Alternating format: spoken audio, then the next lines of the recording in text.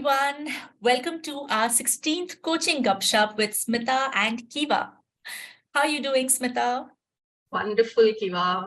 I'm very excited to have this conversation with you.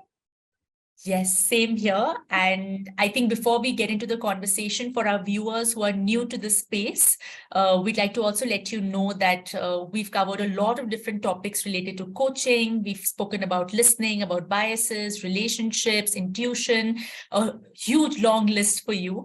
All of this is on our YouTube channel. You can type Kocharya and find the Gupshup series there. And we hope you enjoy the series. And today, Smita and I are going to be speaking about an ICF competency called Evoking Awareness. Yay. All right. So, Smita, do you want to start by just telling people, especially people who aren't a part of the coaching world, a little about what the competency means? Absolutely. I think, this is ICF's one of the core competencies. And when it comes to coaching, I think evoking awareness really plays a very key role in order for one to understand as to, what are they wanting to achieve, what the goals are, and ultimately to helps in designing actions as well. So until and unless that a new thinking or a new awareness, is seen by the client, the new ways to act will not happen, right? So this plays a very key role in the coaching process. And for all of new people who are considering maybe learning about coaching and coaching skills, this is to it really helps to facilitate the insights and learning. And there's some tools can be used, right? Tools such as questioning, silence, analogy, metaphors. So some of these, and of course, each coach will have their own unique style to use some of it or all of it, in a particular coaching conversation. So yeah, that's about it. So let's explore. Okay, so how do we start this? I am.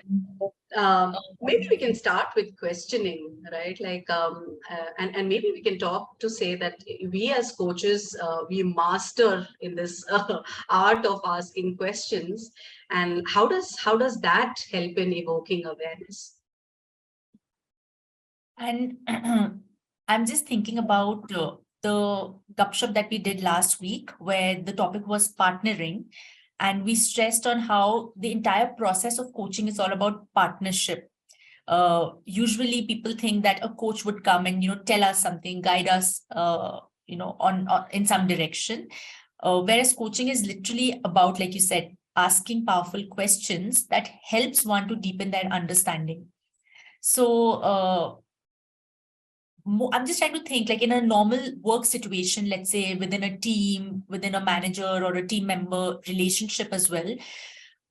So often the expectation is that the manager will tell us everything, whereas the truth is that the team member also has all the answers within. And a tool like this, which is instead of telling, just switching your entire focus and asking, would help somebody to become more exploratory, make one more curious and want to answer things for themselves versus looking for answers outside of themselves. So yeah, absolutely. It's like, that situational leadership. I'm reminded of that model where each modality has its role to play. So when it's about coaching and when it's about asking questions, this really can help one to telling can be like very quick, right? Like I as a manager can, based on my previous experience, I can just tell the solution for it. And sometimes things are changing and evolving, and maybe the team members are new, fresh, look things with new perspective. They have a lot of awareness, so maybe they will put a different angle to what you already know probably. So that really gives and expands the horizon. If you just don't tell, wait to listen first, and then maybe make it more like a conversation, then make it more like telling based approach. So. And I think when one starts exploring, both aspects start coming alive, which is one is whatever the situation is at hand, but the other also is who this person is. And most often in a relationship, the who gets ignored and it always becomes about the work and like this has to get that or that goal has to be met. But if a manager, let's say, applies this concept and they explore it in an exploratory way, try to understand who this person is, what is it that they value, they'll see something else come out. And I think, there's so much within every person that once that is unleashed, we don't know the way in which the project can actually be driven. So Yeah. in a way, the exploration of the who leads to the accomplishment of the what in a more tangible way, in a more a way where the person owns the entire process. Absolutely. Now, and also Kiva, it's like, maybe as a manager or team member, whatever, like if I'm asked a question, maybe, I've got habituated to work in a particular way, right? Or I am holding some of the values which maybe currently it's not serving me anymore.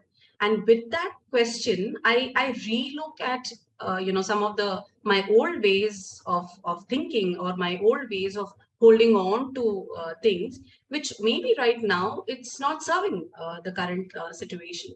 So we keep saying about empowering, right? Like, and I really feel that this process about asking questions in order to evoke awareness, like if you as my manager ask me some question, and I come up with some new ways and new thoughts, and I'm actually relooking rather at my own ways of thinking, how powerful I would feel, right? Because now I know that with this new thinking I might achieve new goals.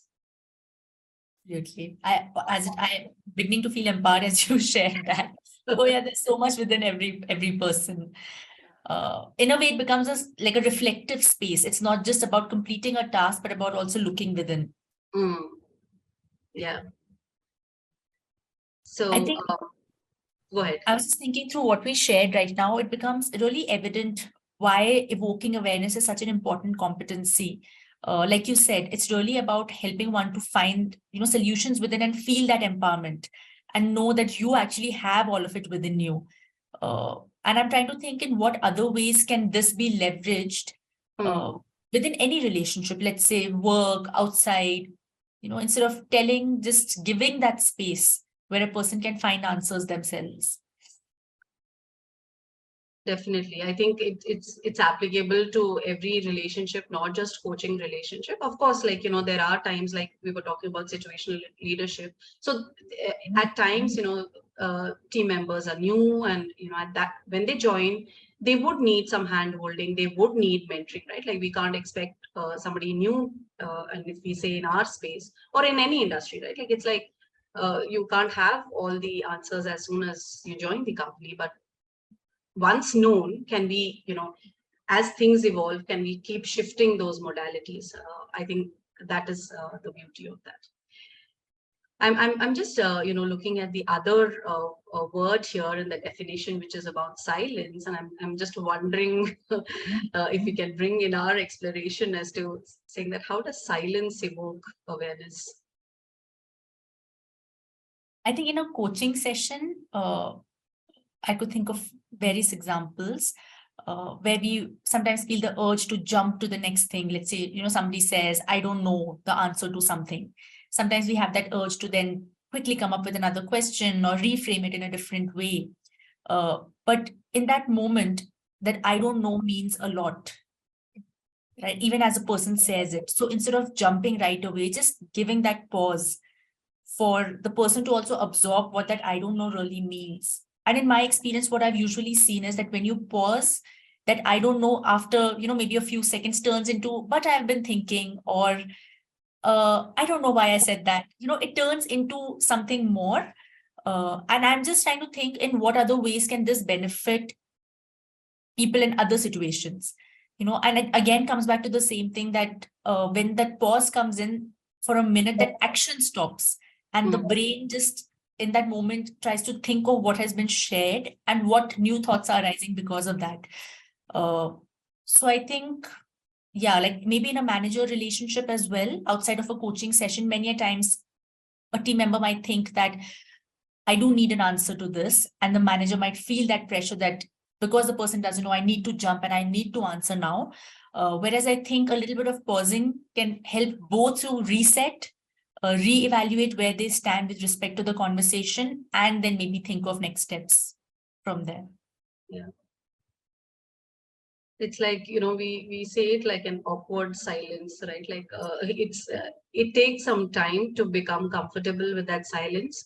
I think one has to experience that silence to know and see that how does it impact, what happens really in that moment of silence, and becoming comfortable with that silence, right? Like sometimes the coach asks a question and the coachee is silent, and the coach keeps wondering, like, whether the question has landed properly, has the, did the question mean anything? Was my question very powerful?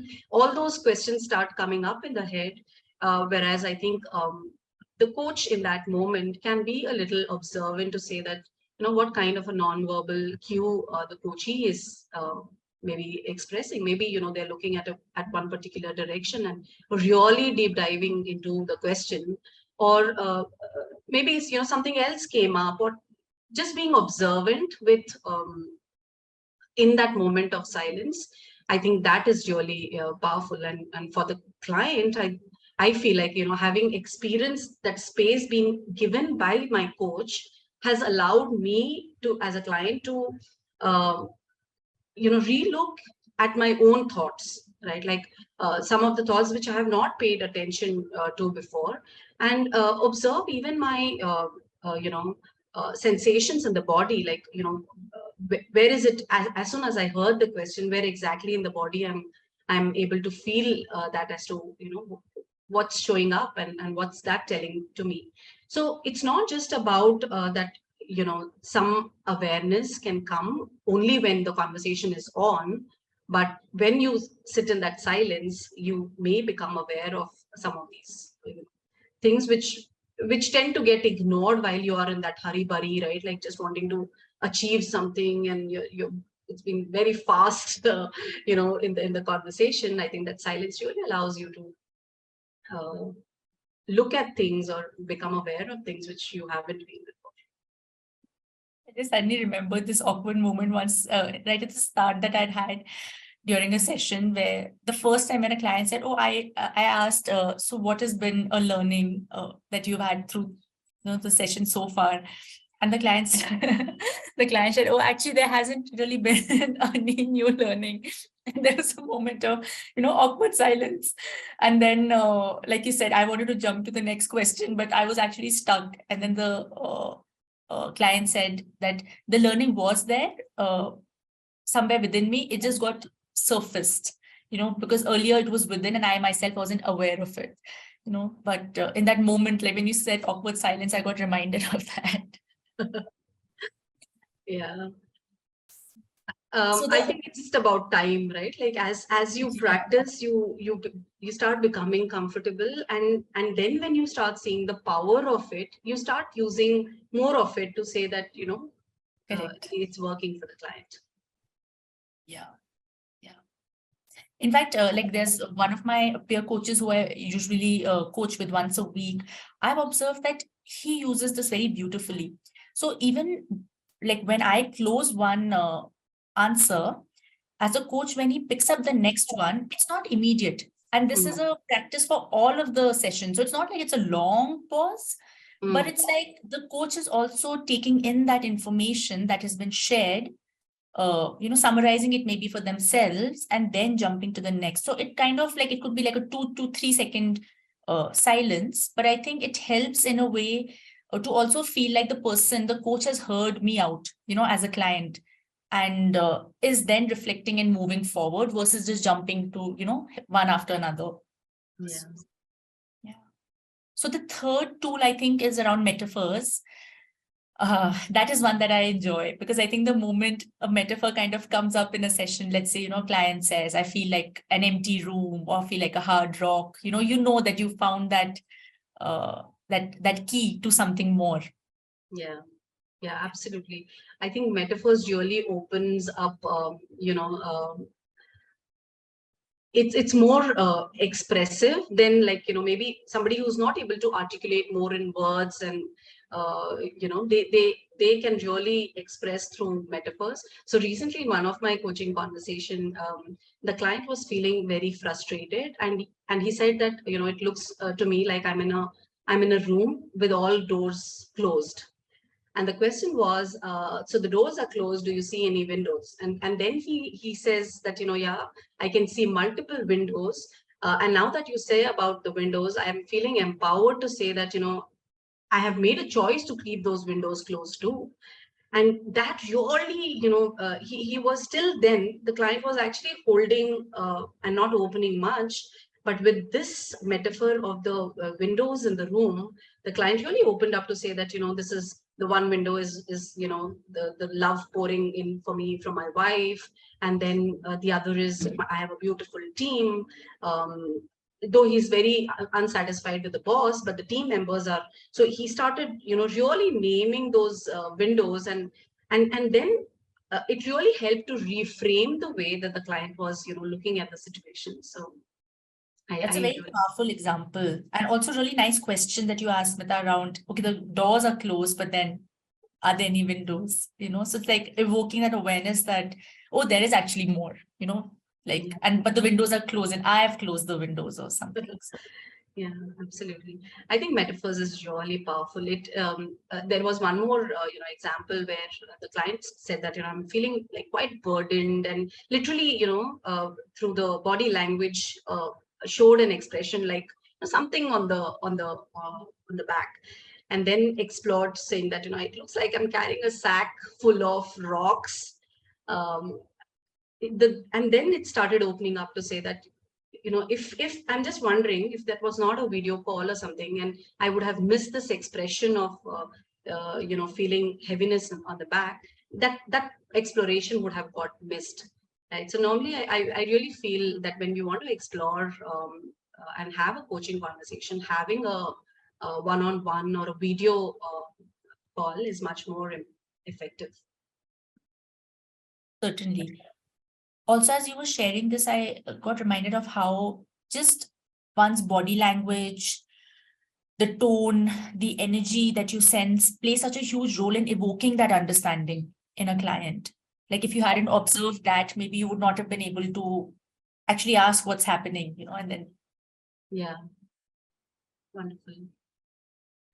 Great. So And the other part is around, sorry, go ahead, Kiva. no, the other part is around. Yeah, I was just talking about analogy also as one of evoking awareness. But if you were talking about anything related to metaphor, we can complete that. No. I was just thinking about just from a manager's point of view, but we'll come back to that. Yeah. Yeah, we can actually touch upon that, I think, and then go to analogy. Yeah, I was just thinking that because in a coaching session, you have that space to explore it in this way. In a normal day-to-day, a manager or a team lead or any team member also, how can they do that for their team members? Because I think the moment like you ask this question around like, you're feeling a little burdened, like, are you feeling something here? The client could actually explore further. But sometimes it's like there's something within us, but we've not had that space to even express, a tiny bit of it. So it stays inside. So what can team members do maybe for each other in order for anyone to kind of feel freer in this way? I think just being observant, right? Like if in a particular day, if you see one of the team members being in a particular way, and just having a conversation might just help to for them to share something which is off for them, and it really need not be like a full 30-45 minutes conversation, but just a quick 5 minutes catch up also, if you have observed on something which is looking unlike the member that normally is. Just a quick check-in, I really feel that might make an Great. Yeah. So you wanted to share a little about analogy as well? Yeah, I think that again, right? Like if the client brings up some kind of an analogy, it's like it's good to explore, and that might again help us and in that relationship to know more about where the client is coming from, and by exploring, it might open up again, new avenues for the conversation. So I think these 4 points around questioning, silence, metaphor, and analogy really helps in evoking awareness, right? I think ICF has beautifully put that. Yeah, I think our conversation today was a good refresher also for me to go back into, that competency. So Yeah. amazing. All right. With that, I think we are towards the end of our conversation, Kiva, for today. We'll meet again next week with another topic that we'll explore together. Do share with us what you think about evoking awareness, and how does it help you? Like, what do you use? What are your tools and techniques in the conversation? Yeah. All Thank right. you. Thank you. Bye, Kiva. Bye bye.